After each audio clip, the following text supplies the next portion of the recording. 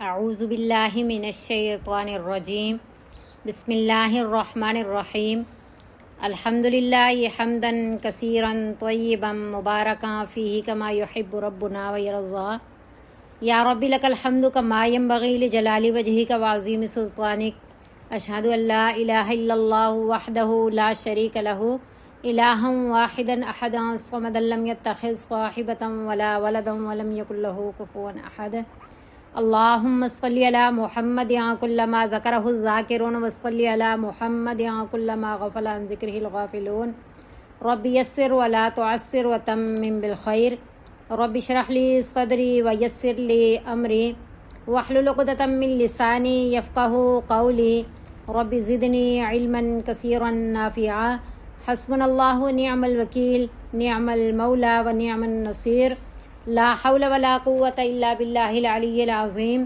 وما توفیقی الا باللہ علیہ توکلت والیہ انیب سبحانک لا علم لنا الا ما علمتنا انک انت العلیم الحکیم بسم اللہ الرحمن الرحیم۔ آج ہم پڑھیں گے سورۃ الہمزہ پارہ نمبر 30۔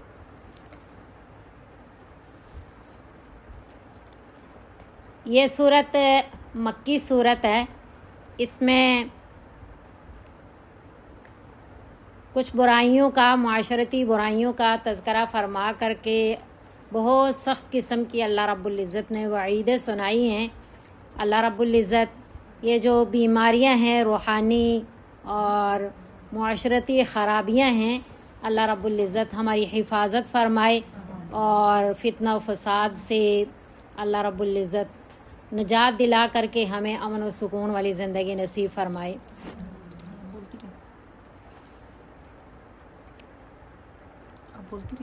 بسم اللہ الرحمن الرحیم۔ ویل لکل ہمزۃ لمزہ۔ اللہ فرما رہے ہیں ویل، ویلن، ویلن کہتے ہیں بڑی خرابی ہے، بڑا خسارہ ہے، سخت قسم کا نقصان ہے، یعنی بہت بڑی خرابی ہے لکلی ہر ایسے شخص کے لیے کہ ہمزۃ لمزہ، جس میں ہمزہ اور لمزہ والی بیماری ہو، حمز اور لمز اس میں پایا جائے۔ ہمزہ کسے کہتے ہیں اور لمزہ، یہ دونوں ظاہری بات ہے معاشرتی خرابیاں ہیں جس کے اندر خیرخواہی کا مادہ نہیں ہوتا، اسی کے اندر ایسی بیماریاں جنم لیتی ہیں۔ نبی صلی اللہ علیہ وسلم نے فرمایا الدین النصیحہ، دین خیرخواہی کا نام ہے۔ خیر کا مطلب ہوتا ہے بہلائی اور خواہ کا مطلب ہوتا ہے چاہنا، بہلائی چاہنا۔ جب ہم اپنے دل پہ نظر دوڑائیں تو ہمارے دل میں اندر جو ہے وہ دوسروں کے لیے خیرخواہی کے جذبات ہیں یا دوسروں کو نقصان پہنچانے والی سوچیں ہیں۔ اگر نقصان پہنچانے والی سوچیں ہیں تو ہمزہ اور لمزہ والی بیماری پھر ہمارے میں ضرور ہوگی۔ جب تک ہمارے میں خیرخواہی کا مادہ نہیں ہوگا تک ہمارا دین بھی مکمل نہیں ہوگا، ہمارا ایمان کمزور ہوگا، اور جس کا ایمان کمزور ہوتا ہے تو لازمی بات ہے کہ اس کو برائی برائی نہیں لگتی اور نیکی نیکی نہیں لگتی۔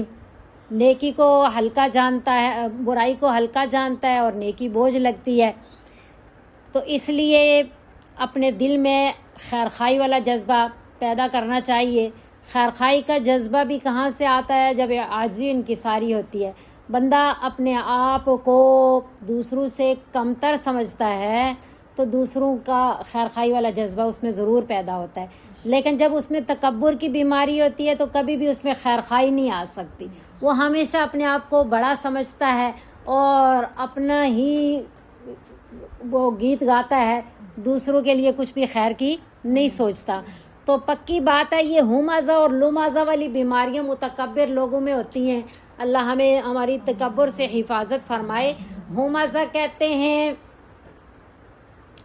کسی کی پیٹھ پیچھے برائیاں کرنا، کسی کی غیر موجودگی میں اس کی برائیاں کرنا، اسے مفسرین حضرات غیبت مراد لیتے ہیں کہ ہمزہ یعنی غیبت کرنے والا، پیٹھ پیچھے برائیاں کرنے والا۔ اب جو پیٹھ پیچھے برائیاں کرتا ہے تو ظاہری بات ہے وہ غیبت کر رہا ہے. اور غیبت کے بارے میں تو ہم نے سورہ حجرات میں بھی پڑھا تھا کہ وَلَا يَغْتَبْ بَعْضُكُمْ بَعْضًا، تم میں سے کوئی بھی ایک دوسرے کی غیبت نہ کرے، بعض کی غیبت یعنی ایک دوسرے کی غیبت نہ کرے. پھر اللہ نے فرمایا اَيُحِبُّ أَن يَأْكُلَ اللَّحْمَ أَخِيهِ مَيْتًا، کیا تم میں سے کوئی پسند کرتا ہے کہ وہ اپنے مردہ بھائی کا گوشت کھائے؟ ایک تو انسان کا گوشت کہ آدم خوری کہتے ہیں اسے، جو انسان بھی وہ جو مردہ ہو، اور پھر مردہ بھی وہ جو بھائی ہو. 3 طرح سے اللہ رب العزت نے اس کی ایک قسم کی کراہیت کو بیان کیا، اس کی برائی کو اللہ رب العزت نے بیان فرمایا فقری ہے تم اس کو بہت برا سمجھو گے. ظاہری بات ہے بھائی کا اور مردہ کا اور انسان کا گوشت کھانا تو یعنی ایک عجیب قسم کی ہمارے دلوں کے اندر غیبت کی نفرت پیدا ہو جائے کہ کتنی ہی بری چیز ہے جس کی مثال اللہ نے کس کے ساتھ جوڑی. اور پھر نبی صلی اللہ علیہ وسلم نے اس کے بارے میں کیا فرمایا؟ الغیبت اشد من الزنا، غیبت جو ہے وہ زنا سے بھی زیادہ سخت ہے. تو غیبت کے بارے میں ایک صحابی نے نبی صلی اللہ علیہ وسلم سے سوال کیا کہ اے نبی صلی اللہ علیہ وسلم، یعنی غیبت اتنی سخت چیز ہے تو کیا اگر ہم جس کے لیے بات کر رہے ہیں وہ بات ایسی ہو جو اس میں موجود ہو تو پھر؟ تو نبی صلی اللہ علیہ وسلم نے فرمایا کہ موجود ہو تو تبھی تو وہ غیبت ہے، ورنہ تو وہ بہتان ہے. تو اس لیے ہمزہ کہتے ہیں پیچھے برائیاں کرنا، اور لمزہ کہتے ہیں سامنے برائیاں کرنا. یعنی کہ ایک لحاظ سے تو پیچھے برائیاں کرنا زیادہ سنگین ہے، اور دوسری لحاظ سے سامنے برائیاں کرنا زیادہ سنگین ہے. پیچھے برائیاں کرنا اس لیے ہے کہ بندہ بہت ہی کھل کر کے باتیں کرتا ہے، کیونکہ موجود نہیں ہوتا جو اس کو ٹوکے یا روکے یا اپنا دفاع کر سکے، یا کم از کم اپنی صفائی بیان کر سکے کہ نہیں جو آپ کہہ رہے ہو ایسا نہیں ہے. تو پھر وہ ہر طریقے سے اس کی برائی کو بہت مد و شد کے ساتھ بیان کرتا ہے. حتیٰ کہ غیبت کرنے میں بندہ جو ہے 1 منٹ میں پوری قوم کی غیبت کر لیتا ہے. 1 ہی منٹ میں چھوٹے بڑے کسی کا لحاظ نہیں ہوتا، زندہ مردہ کسی کا لحاظ نہیں ہوتا. غیبت کرنے میں بندہ بہت آگے نکل جاتا ہے، نہ مردوں کا خیال، نہ زندوں کا، نہ بڑوں کا، نہ چھوٹوں کا، نہ امیر نہ غریب، نہ قوم نہ فرد، نہ اجتماعیت، کسی چیز کا بھی خیال نہیں کرتا. اس لحاظ سے وہ بہت ہی دلدل میں پھنس رہا ہوتا ہے اور انتہائی سنگین قسم کا گناہ ہے. اور دوسرا سامنے برائی کرنا کیوں سنگین ہے کہ ظاہری بات ہے جو سامنے کسی کو، ایک تو ہوتا ہے نا اصلاح کی نظر سے، اصلاح کا بھی اگر خیال ہے دل میں تو بھی اس کے بہت سارے طریقے بزرگان دین بیان کرتے ہیں. تو اصلاح کی نیت بھی نہیں ہے، مقصد کیا ہے؟ دوسرے کی تذلیل، دوسرے کی اہانت. تو پھر تو یہ بہت ہی سنگین گناہ ہے کہ دوسرے کو کسی کے سامنے اس کی تذلیل کرنا، اس کو گرانے کی کوشش کرنا. بہت دفعہ ہم نے یہ پڑھا کہ نبی صلی اللہ علیہ وسلم صحابہ کرام رضوان اللہ علیہم اجمعین کے ساتھ تشریف فرماتے خانہ کعبہ کے پاس، اور نبی صلی اللہ علیہ وسلم خانہ کعبہ کو بھی دیکھ رہے، صحابہ کرام رضوان اللہ علیہم اجمعین کو بھی. تو نبی صلی اللہ علیہ وسلم نے ایک مبارک اور تاریخی جملہ فرمایا. آپ صلی اللہ علیہ وسلم نے فرمایا حرمت المؤمن ارجح من حرمت الکعبہ، کہ ایک مومن کی حرمت کعبے کی حرمت سے بھی بڑھ کر کے ہے. اب واقعی میں ہم دیکھیں تو ہم کعبے کا احترام کرتے ہیں، وہ بھی ایک گھر ہے، وہاں اللہ رب العزت رہتے نہیں ہیں. اللہ تعالیٰ کی اس کی نسبت اللہ تعالیٰ کے ساتھ ہے کہ وہ بیت اللہ ہے، وہ کعبۃ اللہ ہے، اس پہ اللہ تعالیٰ کی تجلیات کا نزول ہوتا ہے، تب اس کا احترام بہت بڑھ گیا. تو اسی طرح جو مومن ہے اس کے دل کے اندر اللہ تعالیٰ کی تجلیات کا نزول ہوتا ہے. تو اس لیے اس کی حرمت کا بھی خیال کرنا، جب اس کی اہانت کر رہے ہیں، جب اس کی تذلیل کر رہے ہیں تو گویا کہ اس کی حرمت کا ہم خیال نہیں کر رہے. تو بہت سے ایک بیماری کے ساتھ بہت ساری بیماریاں جڑی ہوتی ہیں. جو لمزہ ہے، فرض کرے جو ہمزہ ہے وہ بھی ساتھ متکبر ہے، ساتھ جو ہے وہ کیا کہتے ہیں غیبت بھی کر رہا ہے، ساتھ دوسرے کے لیے بہت ساری چیزیں اس کے دل میں ہوتی ہیں تو وہ جا کر کے تو اس کی برائیاں بیان کر رہا ہوتا ہے. نفرت ہے، بغض ہے، قدورت ہے، تو جا کر کے اس کی برائیاں بیان کی جا رہی ہیں. اسی طرح لمزہ، اس کے ساتھ بھی بہت ساری برائیاں जन्म लेती हैं। एक जो सामने इहानत कर रहा है तो साथ मुतकब्बिर भी है, साथ जो है उसकी हुर्मत का ख्याल नहीं कर रहा, वो नबी सल्लल्लाहु अलैहि वसल्लम से के बहुत सारे फरमान जो हैं उनकी एक किस्म की नाफरमानी कर रहा होता है। तो इसलिए लहू माज़ा और लू माज़ा दोनों का इकट्ठा अल्लाह ने बयान फरमाया कि ना ही किसी की पसे पुश्त पीठ पीछे बुराई बयान करो और ना ही किसी के सामने उसकी तजलील करने के लिए उसकी बुराई बयान करो। अल्लदी वो जो जमा मालम व अद्दद, अल्लदी वो शख्स जमा जिसने जमा किया मालन माल को, व अद्दद जमा किया माल को और उसको गिन गिन करके रखता है। तो वह यहाँ भी दो बुराइयां बयान की, एक वो जो माल को जमा करता है और दूसरा उसको गिन गिन करके रखता है। माल को जमा करने में भी बहुत सारी बातें हैं और फिर उसको गिन कर रखने में गिना किस लिए जा रहा है। अब माल को जमा करना यूं जो है नुकसानदेह नहीं है। माल को जमा करना, अगर माल को हलाल और हराम की परवाह किए बगैर जमा किया जा रहा है तो नुकसानदेह है, और अगर माल को ऐसे तरीके से जमा किया जा रहा है कि जो उसके माल के हुकूक हैं, हुकूक वाजिबा हैं, हुकूक नाफिला हैं, जिन तक उस माल के हुकूक की अदायगी करनी है, उन हुकूक की अदायगी नहीं की जा रही, उन हुकूक को तर्क करके माल को जमा किया जा रहा है, तो माल को जमा करना जो है मज़मूम है। इसी तरह वअद्ददा, फिर माल को जमा करने का एक ये भी होता है कि मुतकब्बिर बंदा जिसके दिल में किसी की खैरखाई नहीं होती, जो लालची होता है, जो हरीस होता है, वो माल को जमा करता है। वरना माल के हुकूक की अदायगी की जाती है, माल को जो है वो उसमें सदक़ात और खैरात और ज़कात की अदायगी की जाती है, अपने जो अहलो अयाल हैं उन पे खर्च किया जाता है। सहाबा इकराम रिज़वानुल्लाह अलैहिम अजमाइन का तरीका, सहाबियात का, अज़वाज का, नबी सल्लल्लाहु अलैहि वसल्लम का, कि अपने पास माल को बिल्कुल भी नहीं रहने देते। हज़रत आयशा रज़ी अल्लाह ताला अन्हा का किस्सा कि पूरा इतना ज़्यादा वो तकसीम किया, रोज़े में भी थी और फिर जो है बाद में याद दिलाया उस खादिमा ने कि भाई आपका रोज़ा था और आपने कुछ भी ना छोड़ा, तो उन्होंने क्या फरमाया कि आप मुझे याद दिला देती, यानी कि इतना भी ना याद कि मेरा रोज़ा है और मैंने उसकी अफ्तारी करनी है, इतना जो है वो लिल्लाहियत और सखावत और इस तरह ख़र्च कर रही, बिल्कुल भी जमा नहीं कर रही। तो यहाँ जमा करना बंदे का हरीस होना है, बंदे का लालची होना है, ये है कि वो हुकूक की अदायगी नहीं कर रहा, वो मुतकब्बिर है, वो अहलो अयाल का ख्याल करने वाला नहीं है। तो फिर वो अद्ददा, और उसको गिन गिन करके रख रहा है।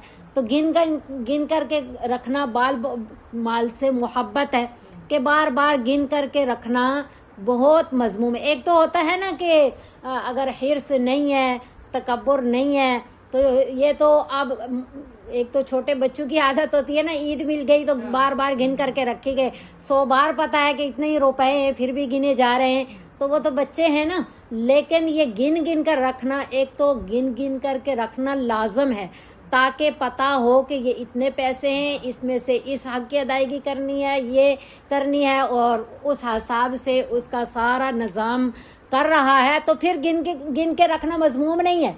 यूँ समझ लें कि जिस तरह उफ़ वाला तनहरहुमा, वालिदैन के लिए कहा जा रहा है कि उनके सामने उफ़ भी ना कहना। और बाज़ जगह पे मैं किताब के अंदर ही पढ़ रही थी कि अपनी अपनी ज़ुबानें हैं, वहाँ उफ़ जो है बेहुरमती के लिए या उन बदतमीज़ी के लिए या तंग होकर के नहीं बोला जा रहा, एहतराम के लिए बोला जा रहा है। अब उनके लिए तो फिर ममनू नहीं है ना उफ़ कहना। मकसद ये है कि उनकी बेहुरमती ना की जाए, बदतमीज़ी ना की जाए, उनके क्या नाम है, बेअदबी ना हो। मकसद ये है उफ़ कह करके ये समझाया जा रहा है। यहाँ गिन गिन कर रखना मतलब ये है कि लालच ना हो, हिर्स ना हो और तकब्बुर ना हो, हुकूक की अदायगी के लिए जमा करके रख रहा है तो फिर मज़मूम नहीं है। यहसबु, ख्याल करता है वो आदमी, यानी जो माल को जमा करता है और फिर गिन गिन के रखता है, फिर उसका ख्याल ये है अन्ना मालहू, ये कि माल उसका अखलदा, اس کا دو معنی ہے. مفتی تقی عثمانی صاحب اس کا معنی یہ بیان فرماتے ہیں، وہ فرماتے ہیں کہ جو بندہ مال جمع کرتا ہے اور اس کو گن گن کے رکھتا ہے تو اس کا گمان یہ ہوتا ہے کہ یہ مال مجھے ہمیشہ کی زندگی دے رہا ہے، یعنی ہمیشہ زندہ رکھے گا اس کو. وہ ترجمہ یہ فرماتے ہیں، یعنی کہ جس کو پتہ ہے مر جانا ہے تو وہ یوں گن گن کے بھی نہیں رکھتا. تو جب اس کا خیال یہی ہوگا کہ اس نے مجھے زندہ رکھنا ہے، یعنی اس کے ذریعے میری زندگی لمبی ہو جائے گی، یعنی فراخی ملے گی، یعنی مجھے کوئی بیماری بھی نہیں لگ سکتی، کوئی ایسا یعنی کہ میرے پہ نقصان نہیں آ سکتا جو مجھے موت تک پہنچا دے، تو وہ اس کا ترجمہ یہ فرماتے ہیں. بہرحال باقی اس کا ترجمہ یہ فرماتے ہیں کہ خیال کرتا وہ یہ کہ مال اس کا ہمیشہ رہے گا. کلا ہرگز نہیں. لَيُنبَذَنَّ فِي الْحُطَمَةِ البتہ پھینک دیا جائے گا، یعنی اس بندے کو جو مال کو جمع کرنے والا ہے، جو اس کو گن کر کے رکھنے والا ہے اور اس کا یہ خیال ہے کہ میں ہمیشہ رہوں گا یا میرا مال ہمیشہ رہے گا، تو ایسا ہرگز نہیں ہوگا، بلکہ اس بندے کو پھینک دیا جائے گا حطمہ میں. حطمہ کسے کہتے ہیں؟ اللہ فرما رہے ہیں وَمَا أَدْرَاكَ، کیا معلوم آپ کو، یعنی نبی صلی اللہ علیہ وسلم کو سے خطاب کر کے کہ یعنی اس کی زیادہ ہولناکی کو بیان کیا جا رہا ہے، اس کی سختی کو بیان کیا جا رہا ہے کہ آپ کو کیا معلوم کہ حطمہ کیا ہے. حطمہ کہتے ہیں روند دینے والی، توڑ پھوڑ کر دینے والی، چور چور کر دینے والی، یعنی نار اللہ الموقدہ. یہ حطمہ جو ہے یہ اللہ کی، یہ آگ ہے اللہ کی سلگائی ہوئی، اللہ کی آگ، یعنی اس آگ کو اللہ کی آگ کہا گیا. ایک دنیا کی آگ ہوتی ہے.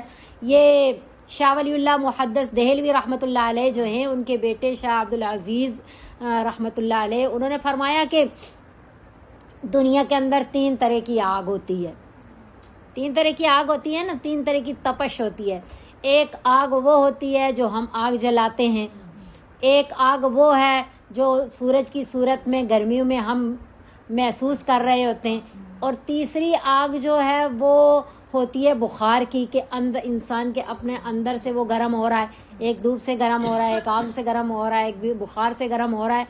تو بخار جو ہوتا ہے وہ انسان کے اندر ہوتا ہے، اور پھر وہ جب اس کا بخار جو ہے، آپ نے دیکھا ہوگا کہ کوئی دوائی گولی وغیرہ لے لینا تو سخت قسم کا پسینہ آتا ہے، وہ بخار وہ اندر کی گرمی مسام سے جو ہے پسینے کی صورت میں باہر آ جاتی ہے، تو وہ اندر کی گرمی ختم ہو جاتی ہے وہ بخار. تو وہ فرماتے ہیں کہ یہ 3 قسم کی جو گرمی ہے، یہ 3 قسم کی جو آگ ہے، اس سے بڑھ کر کے ایک اور آگ ہے جس کی خالص اللہ کے ساتھ نسبت ہے کہ نار اللہ، اللہ تعالیٰ کی آگ. تو الموقدہ، سلگائی ہوئی، کہ یہ اللہ تعالیٰ کی سلگائی ہوئی آگ ہے، یہ جہنم میں ہوگی. اور یہ اس کے بارے میں اللہ فرما رہے ہیں کہ التی تطلع علی الافئدہ، یہ آگ وہ ہے جو پہنچ جائے گی دلوں تک.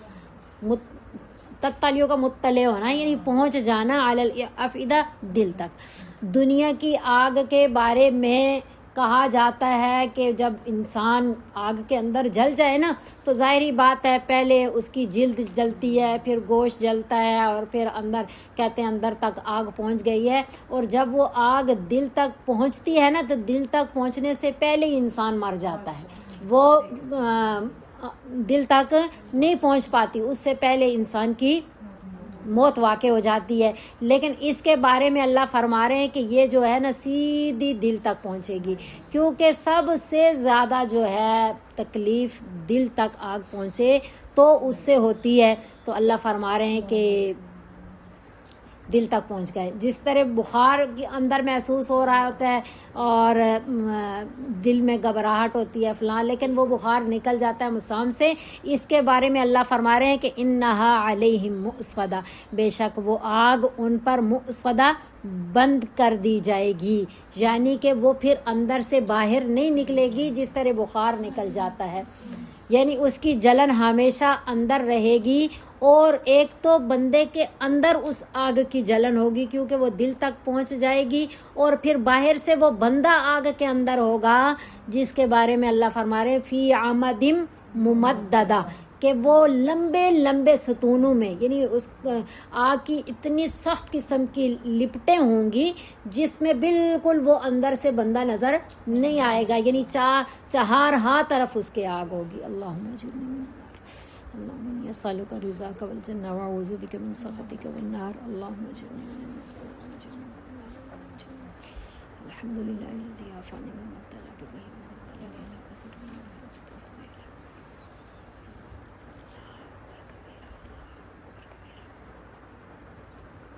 اللہ رب العزت ان بیماریوں سے ہماری حفاظت فرمائے۔ ہم پڑھ لیتے ہیں، وقتی پریشان ہو لیتے ہیں، فکر مند ہو جاتے ہیں، لیکن پھر ان بیماریوں میں مبتلا ہو جاتے ہیں، اللہ تعالیٰ کے حضور خود کو پیش کرتے ہیں کہ اے اللہ ہم بہت ہی کمزور ہیں، 2 قدم آگے چلتے ہیں، 4 قدم پیچھے جا گرتے ہیں، اللہ ہم نے اپنا آپ کے حوالے کر دیا، آپ ہی نفس و شیطان برے ماحول سے ہماری حفاظت فرما کر کے ہمیں اس فتنہ و فساد اور اتنا جو ہے یہ معاشرتی جو خرابیاں ہیں، اللہ ہماری ان سے حفاظت فرمائے۔ اور ہمیشہ دعائیں بھی پڑھنی چاہیے۔ اللہم انی اعوذ بک من العجز والکسل والجبن والحرم والمغرم والمأثم ومن عذاب النار وفتنة النار وفتنة القبر وعذاب القبر وشر فتنة الغنى وشر فتنة الفقر ومن شر فتنة المسيح الدجال ومن فتنة المحيا والممات ومن القسوة والغفلة والعيلة والذلة والمسكنة والكفر والفسوق والشقاق والسمعة والرياء ومن الصمم والبكم والجنون والجذام وسيء الأسقام وغلع الدين ومن الهم والحزن والبخل وغلبة الرجال ومن أن أرد إلى غزل العمر وفتنة الدنيا ومن علم لا ينفع وقلب لا يخشع ومن نفس لا تشبع ومن دعوة لا يستجاب لها۔ نبی صلی اللہ علیہ وسلم کی بہت مبارک دعائیں ہیں، اللہ ہمیں سیکھ کر کے ان کو پڑھنے، ان پہ عمل پیرا ہونے اور ان کے ذریعے اللہ تعالیٰ کے آگے اپنی فریاد بیان کرنے کی توفیق عطا فرمائے۔